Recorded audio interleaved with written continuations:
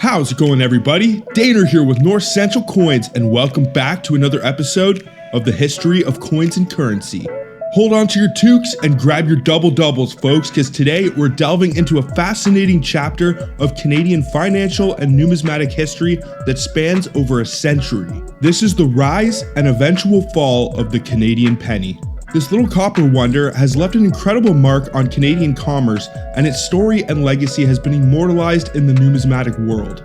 For anyone who wasn't aware, the Canadian 1-cent coin was officially discontinued for circulation in the year 2012, and most of our daily transactions are now rounded to the nearest 5 cents rather than 1 cent. First released in the year 1858, the Canadian penny has a long and storied history spanning almost 2 centuries, and even though they are not generally used in day-to-day life, will always be considered an iconic piece of Canadian currency and numismatic history. Before we do bring this story into the light of day, I would really appreciate if you guys would smash that thumbs up, subscribe if you're new, and also hit that bell notification so you can see my new content as it is being released. And then without further ado, I present to you the rise and fall of the Canadian penny. Let's get it, guys.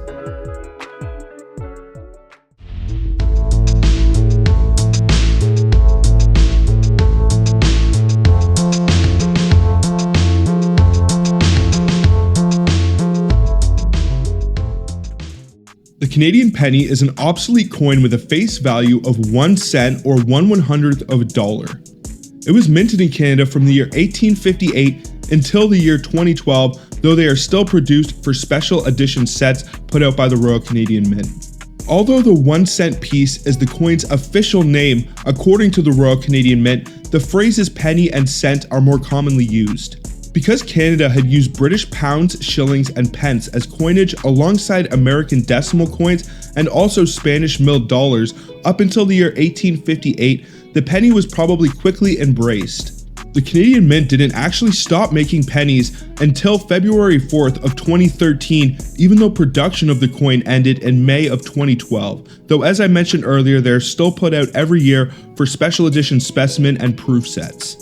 This coin is still considered valid currency. However, once the coin's circulation ended, merchants were no longer required to give customers pennies as change for cash purchases and were urged to round up to the next 5 cents instead.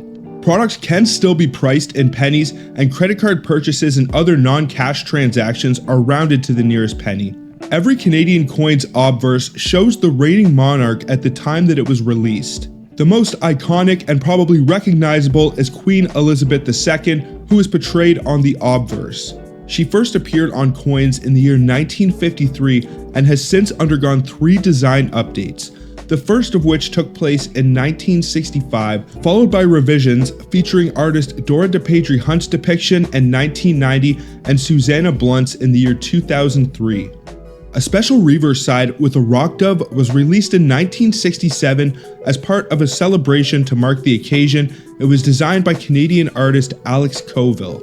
The majority of Canadian pennies have a smooth edge. Pennies minted from the year 1982 to 1996 are actually 12-sided. This was done to make the coin easier to distinguish for those who are visually impaired. The 1997 copper-plated zinc coin's 12-sided design proved challenging to plate, so the mint switched back to a round design. The first Canadian cent had a 1-inch or 24.4 millimeter diameter and weighed approximately 4.54 grams and was minted in the year 1858. The Canadian monetary system used British coins, sous, also referred to as bank and commercial tokens, American currency, and milled dollars from Spain prior to the year 1858. Initially, these cents were introduced to the system to provide some level of order. With the goal of using the coins as measurement tools, the coin parameters were determined. The public's acceptance of these tokens was severely hampered by their small weight when compared to the easily accessible bank and merchant halfpenny tokens of the time. Some of the coins were even passed down to the Dominion government in 1867 at a 20% discount. It wasn't until the year 1876 that the need for new cents, with the weight increased to 5.67 grams, became apparent. The diameter of a large cent from 1858 to 1920 was 23.88 millimeters or 0.940 inches, making them much larger than contemporary 1-cent coins or even marginally larger than contemporary 25-cent pieces at the time. These enormous 1-cent coins, which were produced after Confederation on the British halfpenny planchette, were about the same value, were issued. Following Confederation in 1867, pennies were in use in Nova Scotia, New Brunswick, and the province of Canada. Before that time, British Columbia, Prince Edward Island, and Newfoundland continued to produce pennies until they joined the Confederation, while New Brunswick and Nova Scotia had their own coinage. In order to make the coin more comparable to an American cent in size, it was shrunk to its current size in the year 1920. A 1936 cent as noteworthy in Canadian numismatics as the 50-cent coin from the year 1921 is the extremely rare Holy Grail 1936 dot cent. There were only 4 of these coins that are known to have been created, each with a dot to indicate that they were manufactured in the year 1937, while the mint was awaiting new dies due to a delay brought on by the abdication of King Edward VIII and the requirement to prepare new dies for his successor, King George VI. One of these 1936 dot coins actually has a record sale of $400,000 before taxes at Heritage Auctions in January of 2010. The Professional Coin Grading Service, or PCGS, assigned it a specimen 66 grade. 1947 Canadian coins have several notable variations and varieties, and the pennies are definitely no exception. Any Canadian pennies that were produced in the year 1947 will have the date 1947 and will not have a maple leaf to the bottom right of the final digit 7 in the date. Any Canadian pennies that were actually minted and produced in the year 1948 will have a small maple leaf to the bottom right-hand side of the 7 in the final digit for the date 1947. The reason this happened is because India actually gained independence in the year 1947, and they had to remove Emperor of India from the obverse of Canadian coinage and other colonies of the British Empire. Because of this change, the Canadian Mint was waiting for the new dies with the date 1948 and also the new revised obverse on the coin, and there was a delay, so they had to improvise, so any coins made in the year 1947 with a small maple leaf to the bottom right hand side of the 7 were actually made in the year 1948. Technically, only pennies manufactured from the year 1982 until their discontinuation until 2013 still qualify as circulation coins under the Mint Act's technical requirements. Based on the rising spot price of copper in the commodity markets, all Canadian pennies in circulation from 1942 to 1996 had a melt value of over 2 cents from May 2006 to October 2008.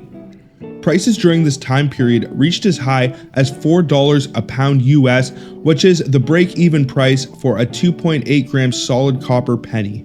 The abolition of the Canadian penny happened mainly because of its high cost to produce and also alleged lack of utility. During the early 2000s, several periodic discussions occurred and they debated on ending the penny's manufacture. The Standing Senate Committee on National Finance started researching the future of the 1-cent coin in the middle of 2010. On December 14, 2010, the Senate Finance Committee recommended that the penny be removed from circulation, arguing that a century of inflation had eroded the value and usefulness of the 1-cent piece. According to a 2007 poll, 37% of Canadians still used pennies, but the government still made 816 million of them a year, or 24 pennies for every person living in Canada. Due to hoarding or individuals just not utilizing them, pennies had vanished from circulation, forcing the Royal Canadian Mint to manufacture a lot of them. The Canadian Mint produced 1.1 billion pennies in the year 2011, more than double the 486.2 million pennies it produced in 2010. The Canadian Senate's Finance Committee members calculated that the average Canadian had up to 600 pennies hoarded away and removed from circulation in late 2010. The federal government declared in its budget on March 29th of 2012 that it would stop making pennies in the autumn of that year. The budget announcement did not take away with the penny, stating that it costed 1.6 cents to produce them. On the morning of May 4th in 2012, the last Canadian 1 cent coin for circulation was struck at the Royal Canadian Mint facility in Winnipeg, Manitoba, and was subsequently given to the Bank of Canada Museum in Ottawa.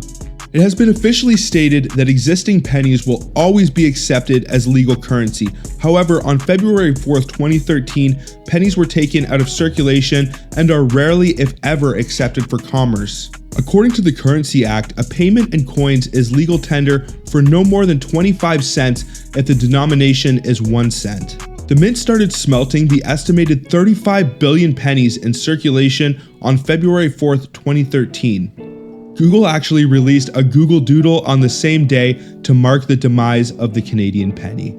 For cash transactions, the nearest multiple of 5 cents is now used. The entire bill of sale is rounded to the nearest multiple of 5. For example, totals ending in 1 or 2 round down to 0. Totals ending in 3, 4, 6, or 7 round up to 5. And totals ending in 8 or 9 round up to 10. And that, my fellow numismatists and history buffs, wraps up our exploration of the rise and fall of the Canadian penny. What's your take on this iconic coin's journey through time? Do you guys predict that America may ever phase out their penny or 1 cent coin? Leave your thoughts in the comments below. I would love to know. If you guys enjoyed this deep dive into Canadian currency history, don't forget to show some love by smashing that thumbs up, subscribing, and also ringing that bell notification so you can stay up to date with my new content as it is being released. You won't want to miss any of our upcoming coin and currency adventures, but I think that is pretty much going to do it for this one, folks. So until the next one, everybody, peace out and have a good one, y'all.